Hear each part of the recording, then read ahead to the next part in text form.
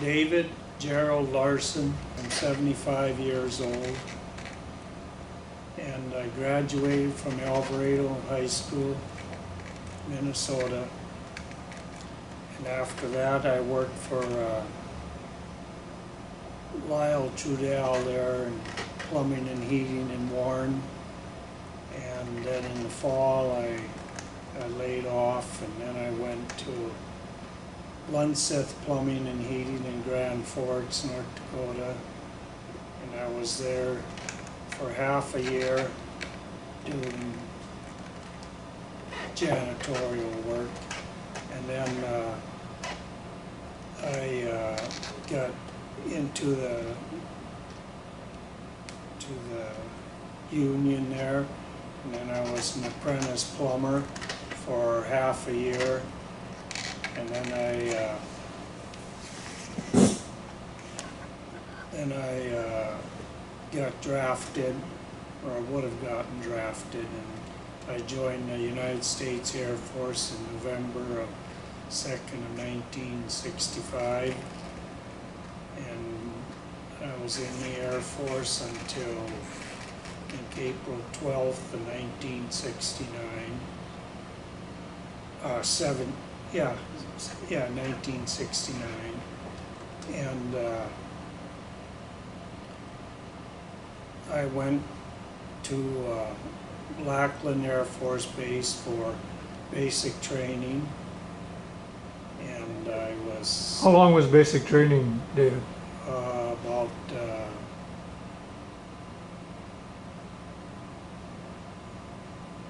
2 months? yeah, about 2 months, I suppose, yeah. And then I went to tech school in Port Hueneme, California, Navy CB place, CB construction school. They sent me for construction there, and I was there until January something of 70. And no, that's when I started, I'm sorry. That's when I started tech school, and I got out in end of April. But let's go back to basic training. What was involved in your basic training? I've never heard much about the Air Force's basic training.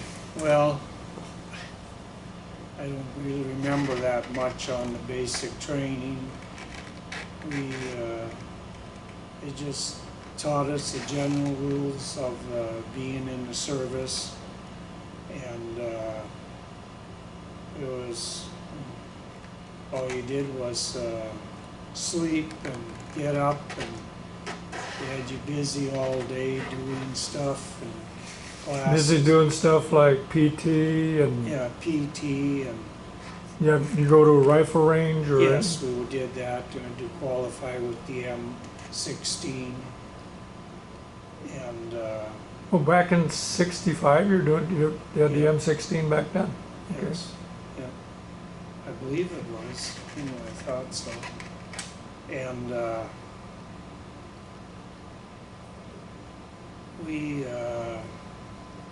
they had told me that if you graduated in, or if you, there were 6 of our class that were going to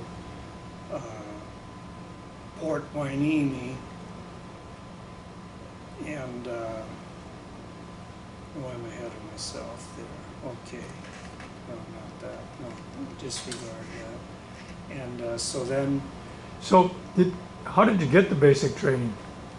I was inducted in Fargo, North Dakota, and I flew out of Fargo to Lackland Air Force Base, Okay. Texas. And So you went through basic training, and from there you went to your AIT school, I suppose? yes, my AIT school was at Port Hueneme, California, with a USC, with this CB construction school. And you flew there too, or? Yes, I flew there.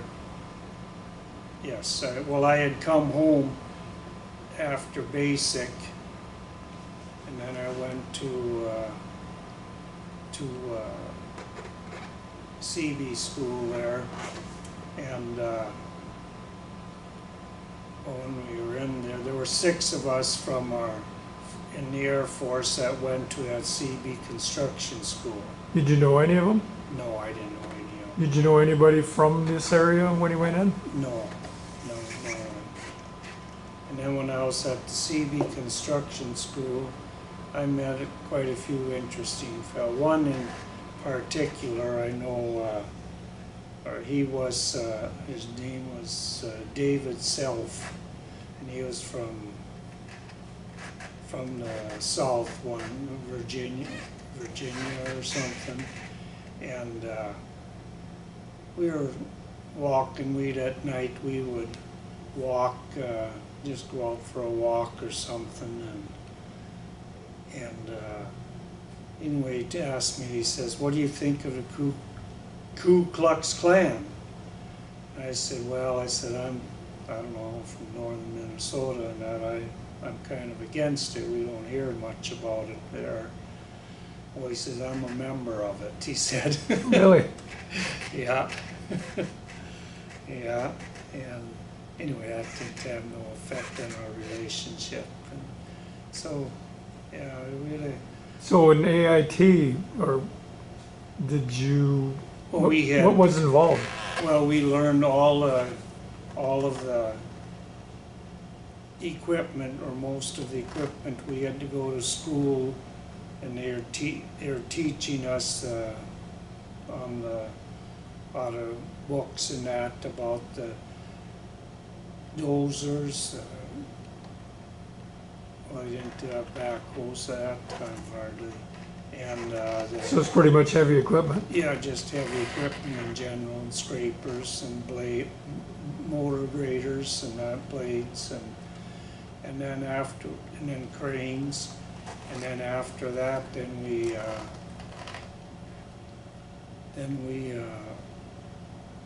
went out in the field, and we operated the equipment. And then they had said if you finish in the top one in your class of the Air Force, that you would get your choice of where you're going to be sent. And so then I did knuckle down, buckle down, and do it. And, well, I did get first, and then when I graduated, I got my orders, and because we were going to get married then to my high school sweetheart, Kathy Kirkheide here from Argyle, and we were going to get married when I got home from basic, or AIT, I mean, and of course and they come and said that where the bases a person be going to, and Grand Forks Air Force Base was one, and I thought, oh, good. Well, I didn't get Grand Forks. Of course. Yeah, and then I got Loring Air Force Base, Maine, which was a SAC base also than Grand Forks. It was a SAC base, and they had B-52s and 135 KC-135 tankers there. And I got sent to the coal yard, and we had about 10 carloads of coal a day that come into the base there every day during the week, and we would have to unload the coal there at first. That's where I really started with cranes, because I got on the clamshell, on the crane clamshell, and when we got these gondola carloads of coal, I would use the clamshell and dip out of the car, and then I'd throw it off to the side, and then we had an underground conveyor system that went into that you open up the trap doors for the coal to come out. And then you had a big shaker on the top there that set over the cars, kind of an eccentric deal with heavy weight on, go boom, boom, boom, boom, boom. You'd hear it all over the base just about every day when the shaker was going. And What they use the coal for that heat? we used for heating for the base. That's where we got all our heat from, the coal plant. And then we had put it in, we had 3 long piles, about 15, 20 feet high, or yeah, I'd say maybe close to 20 feet high, for about 1,000 or 1,200 feet long. And we'd pile all the coal up there, and we'd take the bulldozer then, after you, from the bottom there, the conveyor, and then we'd put it on another conveyor and put it in a pile there, and then you would take the dozer and just keep shoving the pile up there and going down the pile with the dozer there till you got so far, and then you would start another pile. And then in the winter we would haul the coal to the heating plant, which was across the highway there on the, I think that was the east gate of the Loring Air Force Base there, or road was there, and then you cross that, and you had the dump trucks, and we used loaders and put in dump trucks and load them, and then we would haul it over to the heating plant. Well, we did it before it got real cold. We would haul it over there and kind of get ahead of the game some, and stockpile inside there. And there's a big building there, and then we'd stockpile it in there, and then after we started using it, we'd keep hauling it there, and we were on call on weekends to haul that and to there, so we would have heat for the base. How long were you there? I was there till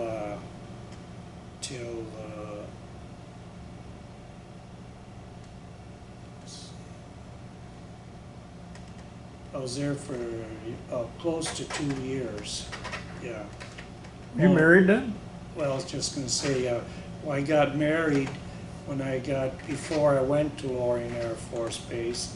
I married my lovely wife, Kathy Kirkheide, and we had been going together for over 2 years. And we started as we were juniors in high school, and so it was maybe close to 3 years, I suppose. And then we had our oldest child, or Kevin, when we were in Maine. And No, you went from from AIT to Loring Air Force Base, but I went home, and then I got married, and I didn't even get my folks had to sign for my marriage certificate because I wasn't even home yet. So Kathy and which was my mother or dad, had gone to the courthouse to get my marriage license. So when we got married on May 7th, I think I got home around late April of '66. And then May 7th, and we got married, and we were home for 2 weeks or so, and then just before Memorial Day, and then I had to report to Loring Air Force Base for getting in there. I know I planned it so I could go on the weekend like that, so I reported in on Friday, and then we I didn't have to report back to work until Monday morning, so we got a chance to get into we rented an apartment from, there was some real So- nice, Where did you go from, where you're doing the coal job, where did you go from there? You What? spent 2 years in, Loring Air Force Base. yeah, And then instead of sending me to Nam, they sent me on a remote tour in Alaska. And it was called Fire Island. And we went there and I was in charge of the we had bulldozer and loader and a grader. did Kathy go with you? No, Yeah. no. She stayed at home with her folks and raised her son there, Devin, or Okay. Kevin, I mean. So, what did you do in Alaska? Well, just general maintenance of the site there. And it was a pretty big island site, and and just shortly after I got there,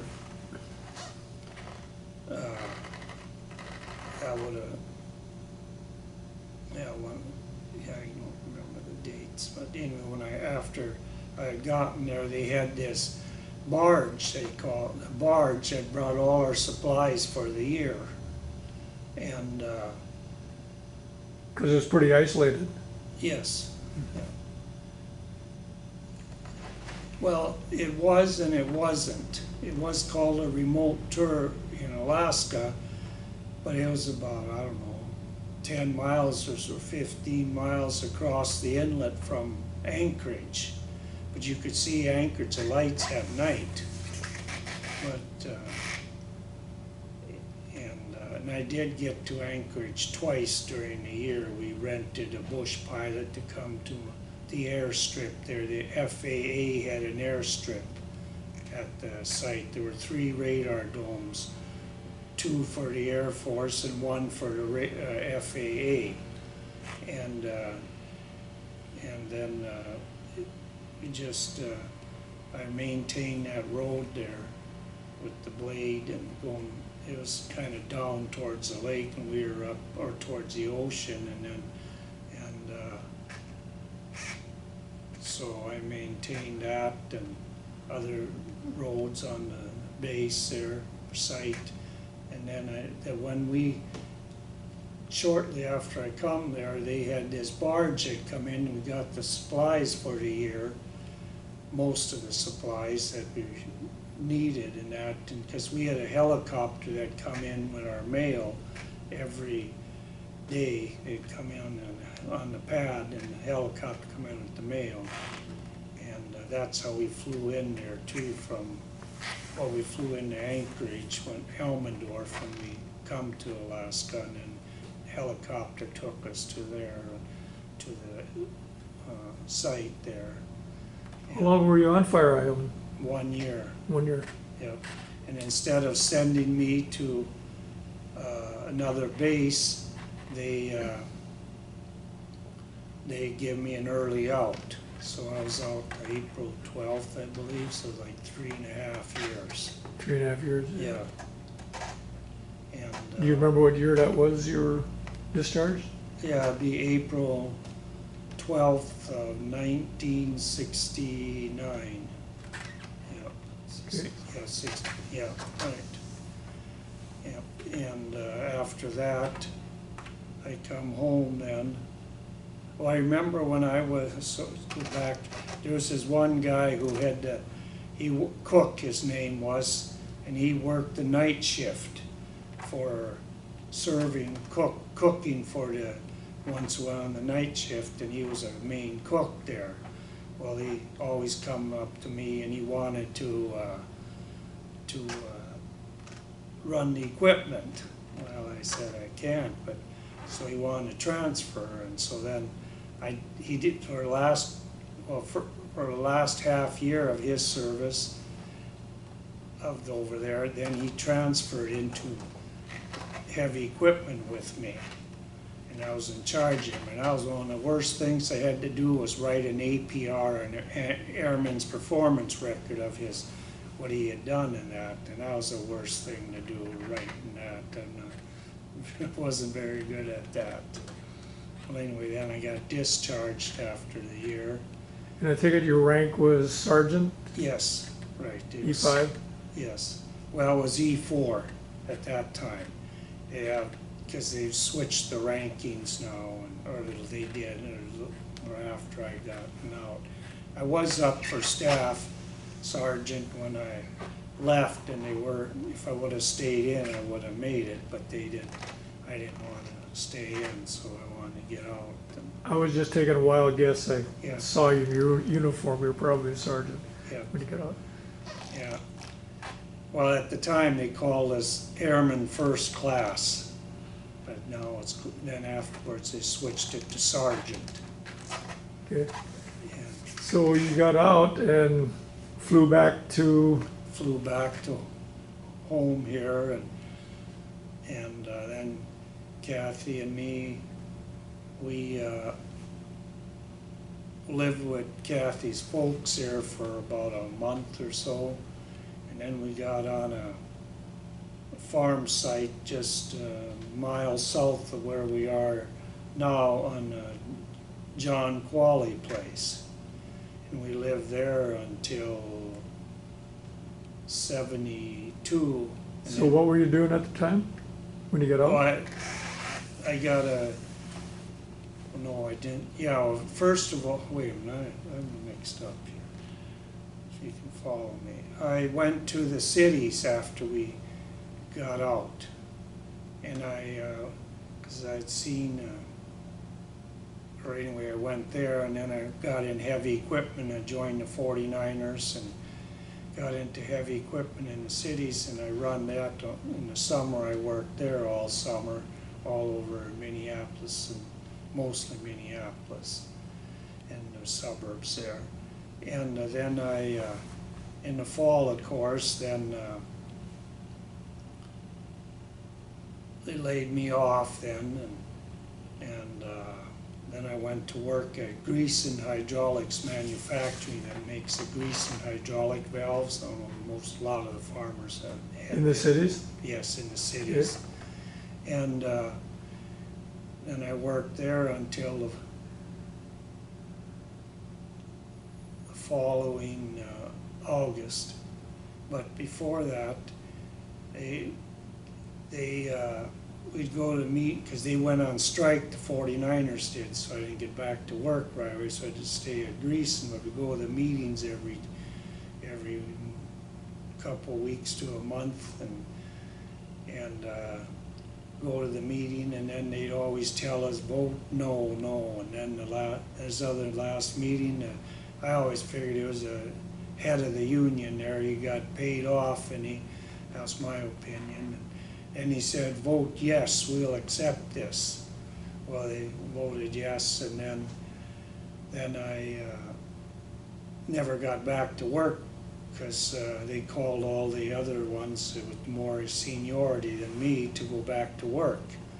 And so then I continued at Grease and Hydraulics until in August, and then we had to get the War and Chief paper there in this apartment we were living in. In the meantime, we had our daughter, Michelle, when we were over there. And light of my life too now. Well, she always was, but, and then I saw this ad in the sheaf there, this contractor in Thief River had gotten this job at Mud Lake Refuge. It's a pretty big government job, and so I called him on a Friday or something, and he says, well, you got the job if you want, and you start on Monday. Well, I said, I don't know if I can, but okay, I said, well, go ahead and just stay. Oh, we went home then, and they started on Monday, and then we went back on, about a week or two later, and went back to the apartment, and we emptied the apartment out and come back home here, and then then we lived with her folks for a month, and then we rented this John Qualley residence, which is a mile south of me. And Kathy never did like that. It's kind of secluded. You can't see the highway or anything. You don't see anything what's going on. And then we decided to build a house, and a mile north of us was the old Rude place. We bought 14 acres there of land, and I got my boss's dozer from that I worked for, and went out there and dug the basement and made the driveway and that, and Built your home there. yeah, And what were you doing at that time? well, I was working for him. Well, I was still working for that contractor in Thief River. Well, he was in the Air Force too. I think that kind of helped me when I asked him for a job. And How many years did you work for him? I worked for him that was in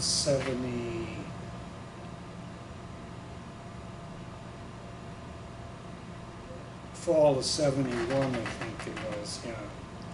And I worked for him off and on till 76.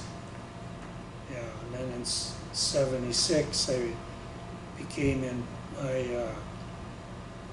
I bought my own crane and drag line, and I went to work for myself, and then most of my work was here in Marshall County cleaning ditches. Most of them were out east or around here, a lot around Goodrich and Grigla area and out over in there. And I cleaned ditches until the last 20 years, and I got in Helma, and I was over there digging gravel in the gravel pits. Oh, and then at Qualley's, that's when we had our youngest son, Chris. I remember that. It was a snowstorm that day when Kathy had to go in there. Well, not when I left, because my boss in Thief River said we were going to do some work up at Mud Lake Refuge. And Kathy said, "You aren't going now." Well, I said, "Yeah, he called me," and said, "Okay." So I left and it was storming all the way there. And then when I got there, and he said, "Worked a little." "No, it's too bad. You better go back home." So I come home, and then my neighbors had called, or anyway, they come over and said that Hans had come over and taken Kathy to the Carlston Hospital because she was in labor. So anyway, I beat him to the hospital, and then Kathy had Chris. Okay, and you spent how many years in a dragline? In your own business? Well, until I was 76,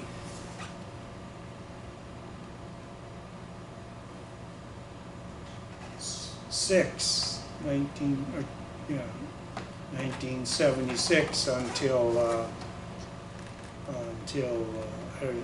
retired. Well, I was kind of forced to retire in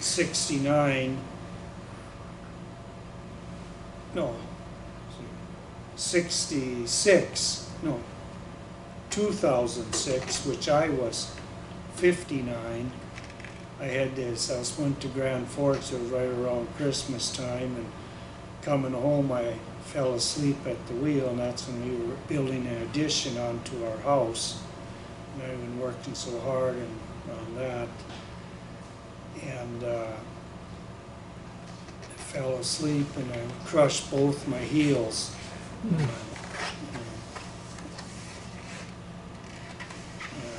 You've had several health issues over the years too. Yeah, and then And, when I crushed my heels, my forehead hit the steering wheel, and I was lucky it didn't go into the brain. It just didn't go in there.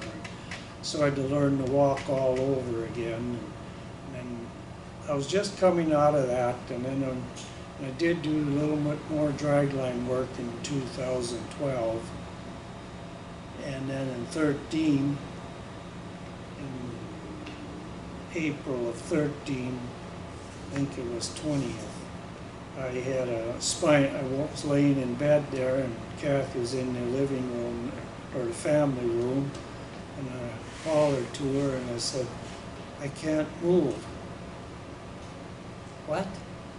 Anyway, I couldn't get out of bed or move. And then I ended up where they took out the ambulance there, and they hauled me to Loring, and then they checked me over there, and they hauled me over to Grand Forks, and they checked me out there, and they were in cahoots with Mayo, and then they had said that I had a spinal cord stroke and get me to Mayo as fast as I can. Well, they could, and then I flew both Kathy and me to Mayo Clinic, and I was there for 1 month, and then Medicare ran out, and then I got in with the VA in the cities, which was the best thing that ever happened to me. But sure. I spent 2 months at the spinal cord unit in the cities. So you were a Legion member at the time too? Oh, and yes. How many years as a Legion member? I have been member now for 53 years. I joined when my father-in-law, Kathy's dad, was commander of the Legion here. He was a World War II vet, and he was the commander, and I joined them. Well, you're a very well respected member of the community, David, and Thank you. I want to thank you for doing this interview, and I want to thank you for your service. Thank you very much, Keith. Thank you, David. Appreciate it.